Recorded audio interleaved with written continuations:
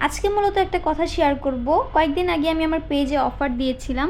Vanilla cake আমি 1 pound দিয়েছিলাম 600 টাকাতে, আর চকলেট কেক দিয়েছিলাম আমি 1 পাউন্ড 700 টাকাতে।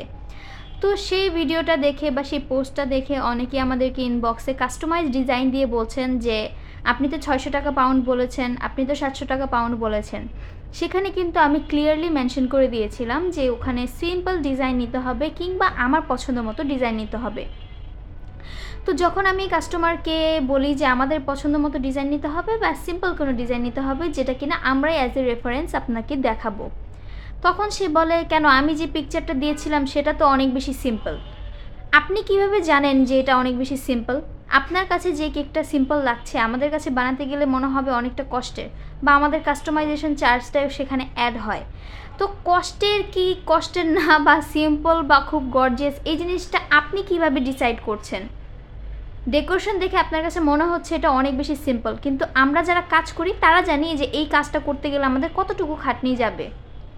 সো এই ধরনের কথাবার্তা বলা বন্ধ করেন। আপনারা যদি কোনো ধরনের অফারে কেক নিতে চান সেক্ষেত্রে পোস্টটা ভালো মতো আগে পড়বেন। পড়ার পর আপনি আমাদেরকে ইনবক্স করবেন যে আমি কেক নিতে চাচ্ছি, কী টাইপের ডেকোরেশন আপনি 600 টাকা 700 টাকা পাউন্ডে পাবেন সেটা আমাদেরকে জিজ্ঞেস করলে আপনাদেরকে আমরা ডিজাইনটা দেখিয়ে দিব। নিজেরা নিজেদের মতো কাস্টমাইজ ডিজাইন দিয়ে কখনোই বলবেন না যে আপনি তো বলেছেন 600 টাকা পাউন্ড, আপনি তো বলেছেন 700 টাকা পাউন্ড। এটা অ্যাকচুয়ালি করবেন না।